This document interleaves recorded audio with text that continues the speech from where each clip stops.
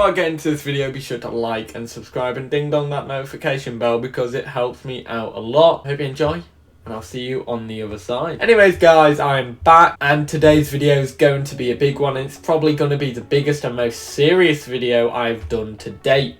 Also, thank you to all these people who have helped me gather information. You all are amazing. I hope this video satisfies you, and at the end there'll be a little card with all of you on it. If you want to go check them out and give them a warm thank you, please do. So today's video is going to be about the game Mesozoica that I made a small series on earlier this year, and the fact it was a massive scam that fooled me and many people, including some people who even worked for the team. So who's to blame? The team or the self-proclaimed team leader Max Wood? And I can tell you right now, it's that slippery bastard Max Wood.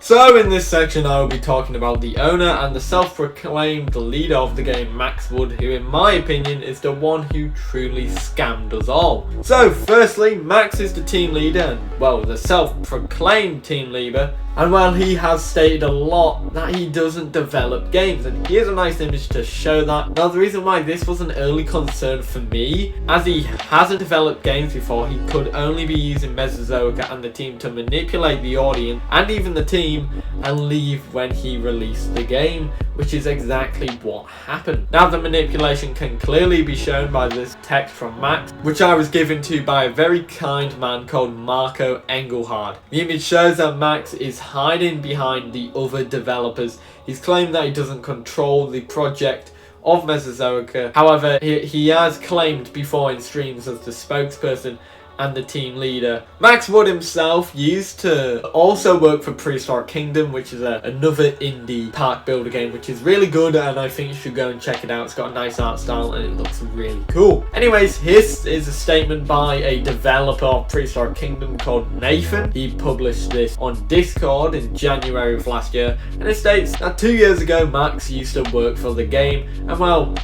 you can see that he's being claimed to be an asshole. Ladies and gentlemen, let's play a game called Can You Spot the Asshole? I'm going to give you a man, and I'm going to show you some qualities of an asshole, and there's going to be some ticks if he has that quality. So, first contestant, Max Wood. So, does he have the quality of talking down on people? Check. Being racist? Check. Trying to post content even if people tell him not to? Checkaroo. Disrespectful? Fuck guys, we found the asshole. We have found Max Wood, and this is the contestant. This is the winner of the Asshole of the Year award. Max Wood. Everybody, let's go. And finally, for our Max Wood section, is this beautiful response from Max about the Mesozoica situation. That basically shows us he is playing a victim here, saying he was removed from the project, which is clearly false after one of the devs, who is amazing, who is a legend, but he also snitched on Max. And this clearly shows that he just wanted to silently creep away from the game, claim that he was kicked, and then dump it all on the devs, which he tried to do. But he actually asked to be removed. So yeah, Max, you're a retard. You think just escaping the problem will make it better? It won't.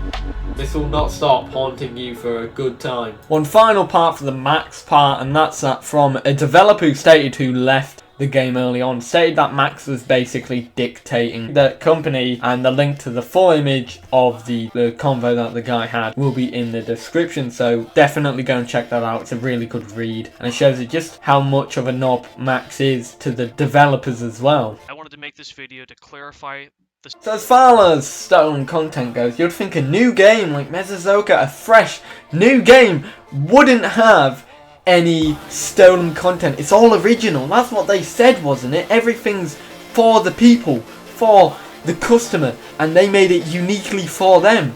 Nothing's stolen. Nothing is scientifically incorrect. No, it's all... There's actually a lot stolen, and a lot of it is scientifically incorrect, so get your facts right and shut up. There's actually a couple skins which have been considered stolen. My friend Abraham has collected this information. So firstly, this Tyrannosaurus Rex size chat looks awfully like the drawing. I wonder Is it the drawing?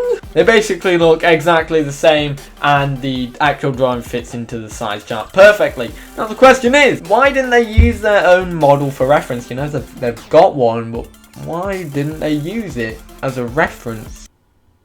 I think they're just retarded. Anyways, this Baryonyx, I believe, skin looks to be a copy of this other Spinosaurus shown on the left, as you can see by the colour scheme and the patterns. One of another animal set to be in the game, as you can see by the graph. Won't go into much detail on this one, as the graph pretty much explains it and shows you what's wrong and what's basically copied. This Allosaurus skin is apparently inspired from the Allosaurus off the BBC. And when asked, they actually say that it's purposely inspired for the fans. More like copying.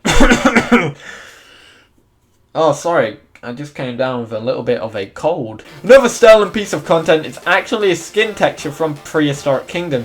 As you can see by this Discord post, shows that the PK version, which is the top one and came out first, and then the Mesozoica version is the bottom one and came out last. It shows Mesozoica blatantly copied the skin and tried to cover it up by adding some alterations. This Tyrannosaurus Rex skin, which was ripped from Dinosaur Revolution 2. The name was apparently stolen, and here's Max being an arse about it. Anyways, the stolen name originated from what was a dinosaur park concept by Donald Reidenborg, which is a pretty nice concept anyway. That concept was published and was quite known before Mesozoica came out. It was before it was ever created. Donald contacted the Mesozoica game team, specifically Max himself, and was essentially told, take it up to our lawyers, and then he was blocked on Facebook. Nice and professional, isn't that, Max? You're just amazing, aren't you? He was also told that Mesozoica was registered to Underdog Interactive LLC, a company that is both unrelated to Mesozoica, and its legal status was expired before Mesozoica was even created. And the fact that the game is registered to a company that technically does not exist is kind of a cause of concern for me. It also appears that Squadron Interactive was created out of thin air just to make up for the loss of Underdog Interactive. This is the only information that I actually know about Squadron Interactive, because all there is about it is just a Facebook post saying the game is being released. And now another image comes from early versions of the UI. So at first it looked like this, and then it was changed for whatever reason. Do you recognize that UI from some? I recognize that UI from some. It really strikes an interest to me. Is that Jurassic Park Operation Genesis? Is that the game that they said they would be successing, but they've actually copied the UI for it? Interesting. Now this section about Dev Robert is kind of a small section, so there's nothing much here, but as you can see, one of the devs was obviously just being a bigger arse than Max sometimes. One of the devs, which wasn't Robert, has actually been called out on the grounds of racism. Yet again, I'm not going to go over this point massively, as it's not a big point. It's basically just some of the devs being an arsehole.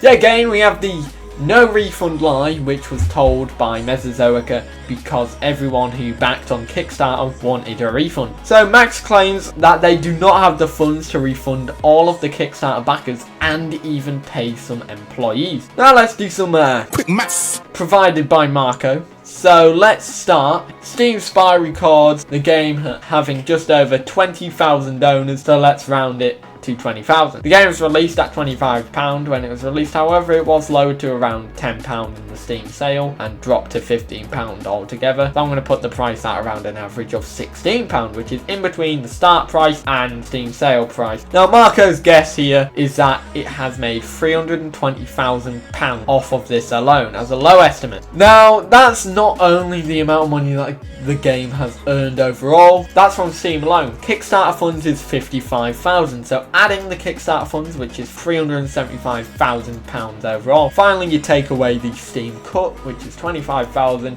and you get a total of £350,000, which means anyone who donated to the Kickstarter should be able to get their funds back. Now, Kickstarter alone, they promised a lot, from sea creatures to a lot of dinosaurs to water and mammals and so much more. And what did we get 2 to 3 years later? Well, a flat world, limited customization, no water, no sand or terrain customization, and 15 dinosaurs. It's like you basically went back on yourself and released a more basic demo than the demos. Like, look at the terrain in the actual release and compare it to the first ever alpha of the game. I know the alpha looks really different and really shitty, but look at the terrain, it looks better. Also, there was a message of a promised Kickstarter fund, which I was told by a Kickstarter backer himself called Jacob. Apparently they just never responded to him afterwards after he started messaging them. Joey over here bought the Kickstarter level, which promised him 2 copies of the game and other skins. He got 1 copy and then got another off Max, which was used from someone else who didn't use it. So that just means he's technically twocked someone's copy that they own. That is really bad organisation. Max. Another one is from Sam. So this actually has a picture of what she backed at, which is $55. Now, she only became an alpha tester by friend requesting Max and messaging him. So all those people who don't have Facebook never actually got to get early access to the game, and that they were promised for so long, and they probably didn't even know what was going on. More unfulfilled promises given to me by Sarah. There was no soundtrack received as promised, no extra copy, skins were not exclusive to the Kickstarter levels, no missions, no voice in game, no named visitors, and more. So now we're going to go into the actual final one, which is from Marco Metcalf, who has told me quite a bit of what he actually backed at and what he didn't get. Exclusive founder children model, white whale leviathan skin, his name given to one of the visitor models in the game, Mesozoica booster pack, Kickstarter exclusive, leopard king tyrannosaurus, and a lot more skins which I'll be showing on the screen if I can. He also was promised alpha access, beta access, soundtrack, and naming credit. All he got was alpha access and a copy of the game, and even then he had to badger Max to give them to him. It's a good representation of what the game. Now this is the final part, and I've mentioned briefly about ex-developers and how they were treated like shit, and so the person I'm going to talk about is actually someone who reached out to me when they knew I was making this video, so shout out to her. She's called Natalie, and I'll leave her social media links in the description as well as everyone else's. So she made some skins for Mesozoica, which I'll be showing on the screen now. Natalie has been an awesome person and shared with me a lot of stuff some people wouldn't. This includes contracts and conversation screenshots. So let's start with the contract. The first one is basically just the raw contract that she signed, stating the normal stuff a contract would. However, the payment contract is what struck me. The payment agreed is promised to be 2,200 Canadian dollars and set to be given by March 15th, 2018. Now keep that date in mind. March 15th, 2018. This year, March 15th, yeah? So we have this Max. He's basically pushing her to do all the skins within 24 hours. By the way, it takes a fuck ton of time to do 1 skin. Natalie gave a reasonable response, as she needed to look over the job and the contract and read over it and judge whether it was best for her. Now Max is just acting like an arse over this. He says that he won't sign her if it's not done within 24 hours. Next up, we have a conversation in the order of money and the payment. Now I want you to look back at the date that I said earlier, March 15th, 2018. Now this conversation is with another Mesozoica team member called Matthew. He first promised the money would be sorted in February, as he said Steam would pay them at the end of the month, which Steam do. They always give companies a pay of what their game has made. Natalie asks in March if they've been paid, and Matty says, yeah, probably soon. In fact, good old Matty just keeps pushing it back until the 26th of March, which is 11 days over the money's promised due date. Oh guys, it's over. We've got the money. Natalie's got the money. It's all good, boys. Job done.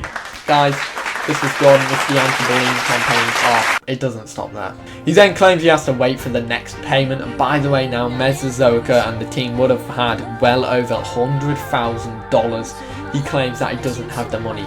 He then ignores her for a couple of days, in fact a fucking month, and he still ignores her. And guess what? She hasn't been paid yet. That is really fucking sly. And I can't help but feel like there are other devs in the same boat as Natalie that have been treated like this and haven't been paid, but they are too scared to talk about it. Anyways, we are at the end of the video today, and I hope you guys enjoyed it. This was kind of an interesting video, a more more in depth. Anyways guys, hope you enjoyed. This is Jordan doing a Mesozoica scam video, and I'll see you all in the next one, which is probably going to be my Q&A video, which I announced a while back. So yeah, hope you guys enjoyed. I'll see you on the next one. Peace, have a great day.